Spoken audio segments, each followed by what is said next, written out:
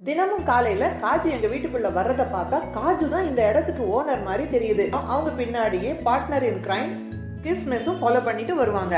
இவங்க தான் காஜுவோட close friend Pawan Kumar, பிரான் கூப்பிடுவோம். இப்போ இவங்க லைஃப் அப்கிரேட் ஆயிடுச்சு. இப்பெல்லாம் இவங்க ரெண்டு பேரும் என்ன செய்ய ஆரம்பிச்சிட்டாங்கன்னு கெஸ் பண்ணுங்க.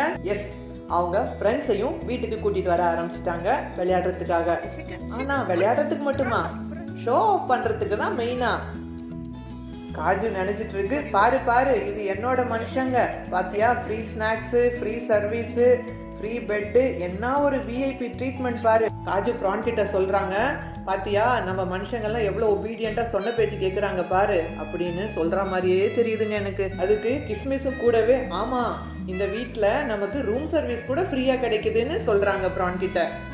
இப்போ இந்த வீடு இவங்க ஃப்ரெண்ட்ஸை கூட்டிட்டு வந்து இம்ப்ரெஸ் பண்ற ரெசார்ட் இடமா மாறிடுச்சு.